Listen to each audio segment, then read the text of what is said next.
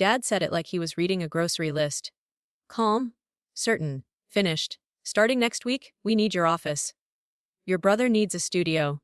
My spoon froze halfway to my mouth. Across the table, my brother, Ryan, lifted his eyebrows like he'd already won. He didn't say thank you. He didn't even pretend to feel bad. He just tapped his phone, smiling at something only he could see. Mom didn't look at me. She stared at her plate and added, "It's just more practical. He needs the good lighting." Good lighting. For what? His podcast that had 12 episodes and maybe 30 listeners, half of them probably friends he begged. I swallowed slowly. My voice came out steady, almost polite. Okay. I'll clear it. They all relaxed. Like the threat had passed. Like I'd done my job. But that wasn't the worst part. Because in that exact moment, something in me clicked into place. Quiet, sharp, permanent. They thought I was agreeing. What I was really doing was leaving. And you'll want to stay until the end, because the twist that changed our whole family didn't happen with shouting. It happened with silence. My name is Lena. I'm 27, and I'm a product designer. I'm the reliable one. The fixer. The one who reads the fine print, catches the mistakes, and keeps the world from falling apart. Especially my family's world. My office wasn't some cute corner with a laptop. It was the small sunroom at the back of the house, the only space that felt like it belonged to me. I'd turned it into something real. A desk I saved for, a second monitor, sketch pads, sticky notes with client deadlines. It was where I built my career. It was also where I paid the bills that kept the rest of the house running. And yes, I lived with my parents. Not because I was lazy. Because after college, Mom got sick for a while, Dad's hours got cut, and, just for a few months, turned into 3 years. At first, I didn't mind helping. I told myself, this is what good daughters do. But here's what nobody tells you when you become the support beam. Everyone stops noticing you're holding the house up, and Ryan was the opposite of me. Loud dreams, big plans. Zero follow-through. When I was 16, I saved all summer from a bakery job to buy my first laptop. Ryan got a brand new gaming console because social and needs it. When I stayed up late building a portfolio, Dad would say, "That's nice, Lena," without looking up from the TV. When Ryan announced he wanted to be creator, Mom cried happy tears like he'd been accepted into a university. I got a scholarship. They forgot to tell our relatives. Ryan failed his first semester of community college. They blamed the school for not supporting him. And I kept swallowing it. Because every time I showed even a hint of frustration, someone would say, "You're the mature one. Don't make it a thing." So I didn't. I just kept paying. The electric bill, whenever Dad was short. The grocery runs, when Mom was tired. The car insurance because Ryan forgot, again. Once, our water heater died, and Dad paced the kitchen saying, "We can't afford this right now." I transferred the money without being asked. Mom hugged me and called me her angel. 2 days later, Ryan screamed at me because I moved his laundry off the couch. That's how it always went. Praise when I rescued them. Silence when I needed anything. So when Dad said, "We need your office," it wasn't really about a room. It was confirmation. It was my family telling me, without even realizing it, that my work mattered less than Ryan's hobby, and my comfort was optional. I didn't see it coming that clearly before. But once you see the pattern, you can't unsee it. That night, after dinner, I went back to my sunroom and closed the door. I sat in my chair and stared at the little lamp on my desk. A stupid lamp. But it felt like the last thing that was mine. And then I did something I hadn't done in years. I opened my notes app and wrote a single sentence. If I leave, what breaks? At first, I thought it would be me. Then I started listing, internet, my name, streaming subscriptions, my card, groceries, mostly me, Ryan's phone line, attached to my plan, Mom's medication copay, me, Dad's temporary loan, still unpaid. The list got longer, and my stomach tightened, not because I was scared to leave, because I finally understood how deep the trap went. But that wasn't the worst part. The worst part was realizing they didn't need me because life was hard. They needed me because I made it easy to avoid growing up. Especially Ryan. The next morning, I sat in my car outside my office building, engine off, hands on the steering wheel, just breathing. My chest felt tight, like my body already knew what my mind was trying to accept. Rent in our area was painful. Everyone complained about it. But staying in that house, that cost me more than money. It cost me respect. Sleep. Identity. So I did the one thing my family never expected. I started searching for a place. I didn't tell my best friend yet. I didn't tell my coworkers. I didn't tell anyone. Because if I said it out loud too soon, someone might talk me out of it. I found a studio above a quiet bookstore in a neighborhood called Briar Glen. Small. Older, but clean. Safe. The kind of place that didn't ask you to shrink. I messaged the landlord, a woman named Patris, with my salary info and credit score. She replied fast, "You can see it today, at 6. I drove there directly after work, before my courage could fade. The hallway smelled like old paper and cinnamon from the shop below. The studio had one big window and creaky floors, but it was quiet in a way that felt like oxygen. Patris handed me the application and said, "It's yours if you want it. You seem steady." Steady. That word hit me like a bruise. Because my family used that word too, but only when they needed something held together. I signed deposit. First month, a little more than I wanted to spend, but still possible if I tightened everything. And as I walked back to my car with the lease in my bag, I expected to feel scared. Instead, I felt light, like I'd finally stepped out of a room where the air was too thick. Back home, I didn't announce anything. I didn't make speeches. I didn't slam doors. I just changed small things, tiny rebellions. On Monday, I bought groceries for myself: only eggs, rice, coffee, a bag of apples. Mom stared into the fridge later, confused. "Is that all?" she asked. "Yeah," I said casually. "I'm budgeting." I walked away before she could turn it into a guilt conversation. On Tuesday, the Wi-Fi cut out.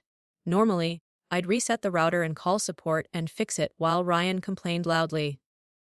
This time, I didn't move. Ryan shouted from the living room, "Lena! The internet's down."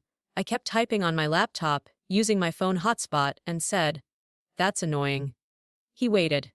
Like a machine waiting for its button. When I didn't get up, he stomped down the hallway and stood in my doorway. "Aren't you going to fix it?" I looked up, calm. "Nope." He blinked like I'd spoken a different language. "But you always." "I'm busy." I went back to my work. He stood there for a second, stunned, then walked away muttering. And I knew right then, the house wasn't held together by love. It was held together by my automatic compliance. Once I removed it, everything started wobbling. Each night, I carried a little more out to my car: a box of books, my second monitor, my favorite mug, important papers tucked into a folder, not things they'd notice, just the pieces of my life they'd never protected for me. By Thursday, the sink was full. The laundry piled up.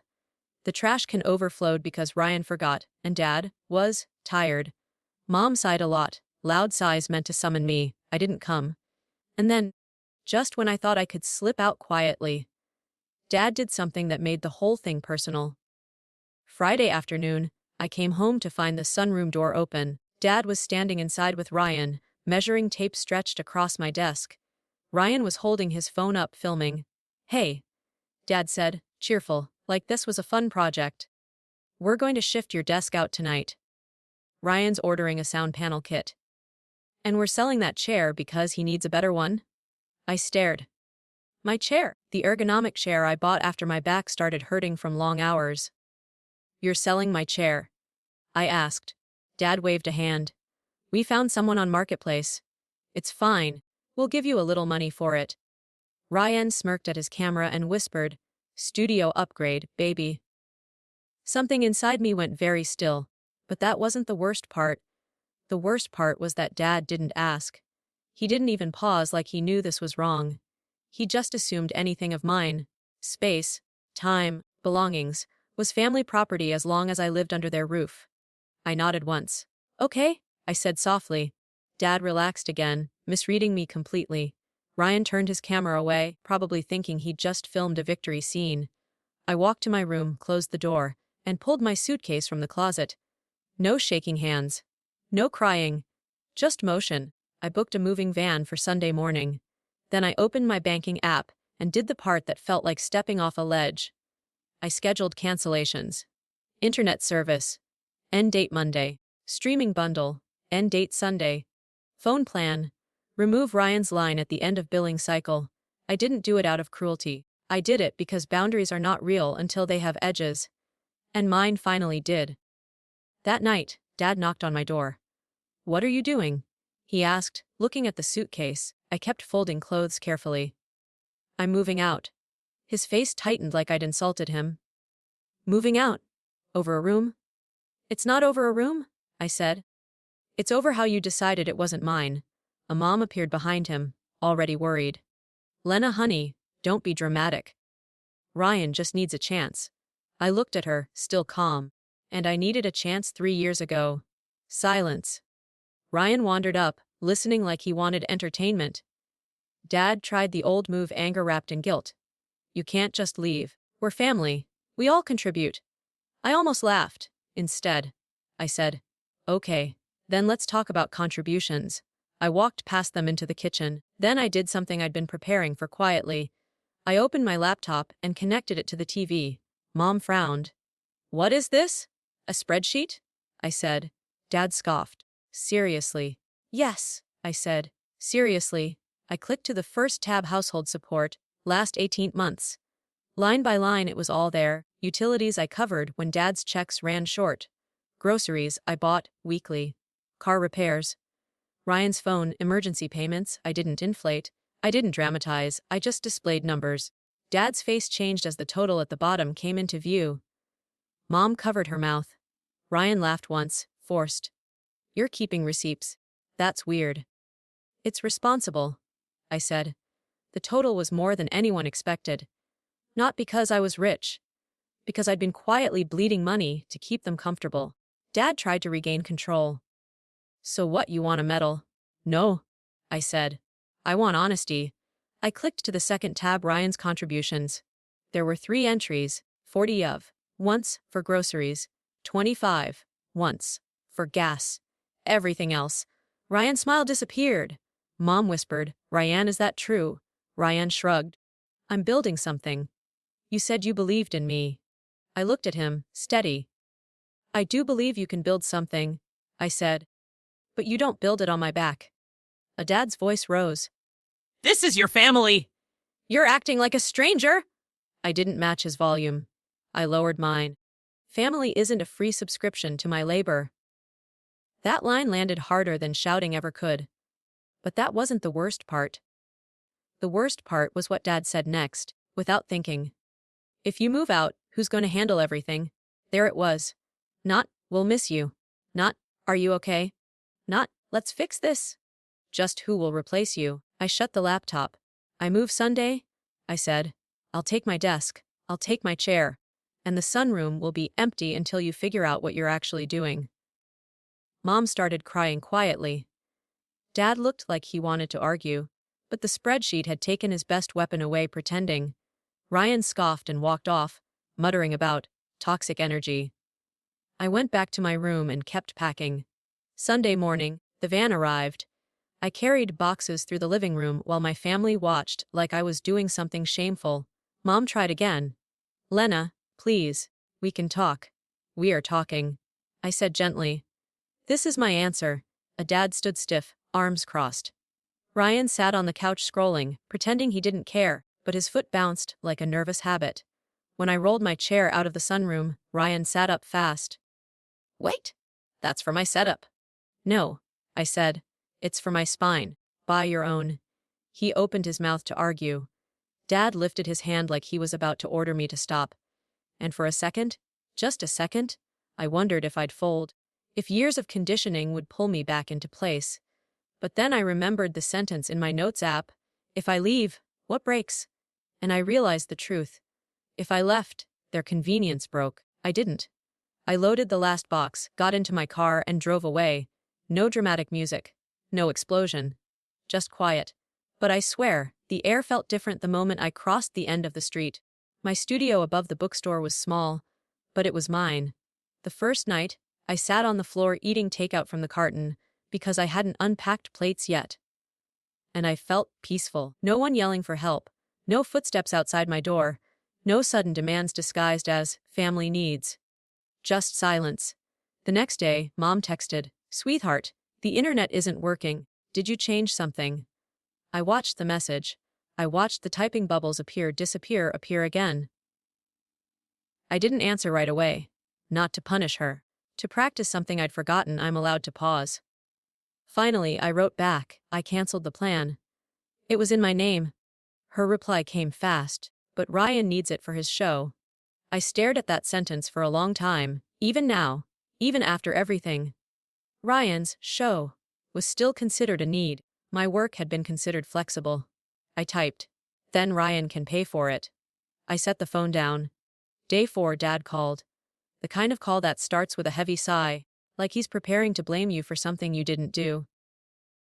"The electric bill is late," he said. I kept my voice neutral. "Okay. Well, are you going to help?" I walked over to my window and looked down at the bookstore sign swinging slightly in the wind. "I'm not on those bills anymore," I said. His tone sharpened. "So you're just going to abandon us?" That word, abandon, was the old hook, the old guilt rope. But something had changed in me. "I didn't abandon you," I said. "I stopped funding you." A silence. Then he tried a new angle, softer. "Your mother's stressed." "I'm sure she is," I said. I was stressed too. For years. He didn't have an answer for that. Day 7, Ryan sent a message. "Can you spot me 200 for a mic? I'll pay you back when sponsors come in." I almost laughed, but it came out as a tired exhale.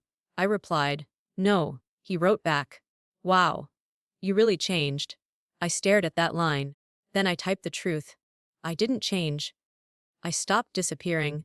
But that wasn't the worst part. The worst part came on day 12. Mom called late at night, voice shaky. "Lena, the heat isn't working. Your dad is panicking." It was cold outside. Real cold. I closed my eyes. Not because I wanted them to suffer.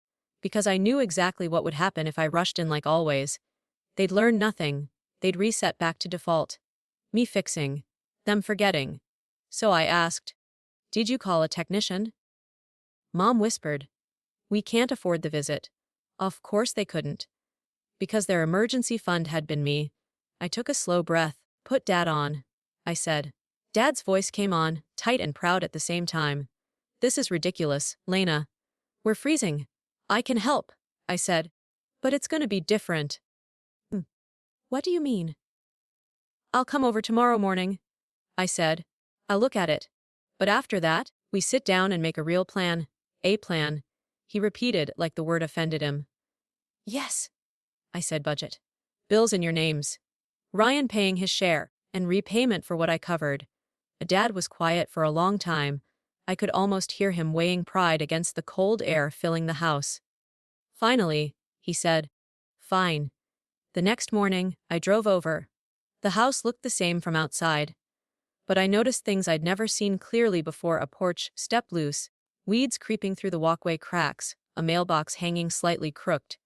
Signs of a place held together just enough to avoid change. Inside, Mom hugged me too hard. Dad looked worn.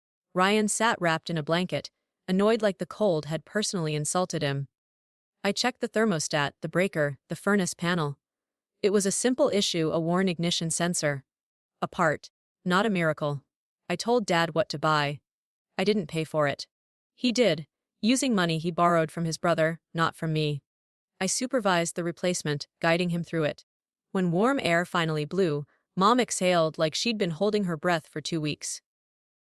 Ryan immediately said, "Okay, cool, now can we set up my studio?" I turned and looked at him, and I said, calmly, "Not until we talk." Kitchen table. Bills spread out. Not just the current ones. The patterns. I brought printed statements, highlighted.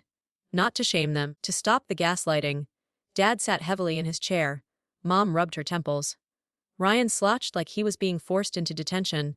I spoke first. "This is what it costs to run this house," I said. "And this is what I covered." Repeatedly. Dad swallowed. Mom's eyes filled again. Ryan rolled his eyes. "This is so extra." I didn't look at him yet. I kept my focus on Dad. I'm not here to punish anyone, I said. I'm here to reset reality. Then I finally looked at Ryan. If you want a studio, I said, you pay for it. You pay for the internet. You pay a basic rent. And you contribute like an adult. Ryan scoffed. I'm trying to build a career. Great, I said. Then treat it like one. A dad surprised me by speaking up, really speaking up. Ryan, he said, voice strained. Your sister's right. We've leaned too hard on her. Ryan's head snapped toward him. Seriously. Dad nodded once, exhausted. Seriously. That moment, Dad not defending Ryan, felt like an earthquake. Ryan looked at me like I'd done something unforgivable. But I hadn't attacked him. I just stopped saving him from consequences. I slid a piece of paper toward Dad, a simple repayment plan. Small monthly amounts. Nothing impossible. Just acknowledgement. Dad stared at it, then signed. Mom reached over and squeezed my hand. Why didn't you tell us it was this bad? She whispered. I answered honestly. Because every time I tried, you called me dramatic.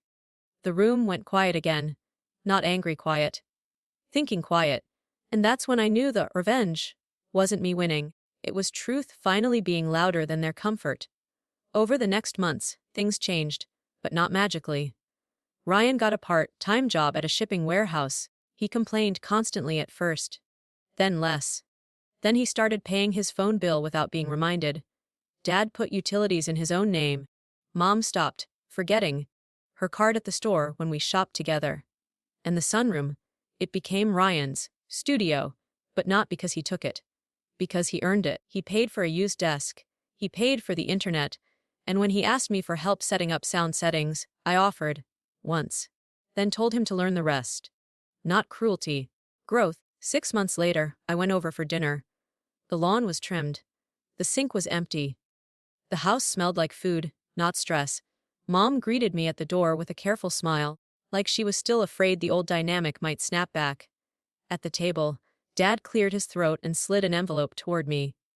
Inside was cash, and a handwritten note. Repayment. Month 6. Thank you for what you did. Sorry for what we assumed. My throat tightened. Not because the money fixed everything. Because the acknowledgement did. Ryan showed up late, wearing his work uniform, hair slightly damp like he'd rushed from a shift. He sat down, glanced at me, then said quietly, my episode hit 100 listens. Mom beamed. I waited for the old jealousy to rise. It didn't. Because now it wasn't built on my sacrifice. That's good, I said. Keep going. Ryan hesitated, then added softer. I didn't realize how much you were doing. I looked at him. Now you do, I said. After dinner, the dishwasher made a weird grinding sound. Everyone paused and looked at me automatically. The old reflex. I stayed seated. Dad turned to Ryan instead and said, YouTube it tomorrow. Ryan nodded. Yeah, I will. I didn't feel victorious, I felt free. And that was the point. Sometimes the smartest revenge isn't payback. It's stepping back. It's letting people meet the weight they handed you. Because here's the lesson I learned the hard way. If you keep rescuing people from consequences, they start confusing your love with your obligation. Leaving didn't destroy my family. It repaired the truth inside it. So if you're watching this and you're the reliable one, the one holding everything up, remember this. You are allowed to choose yourself without becoming the villain.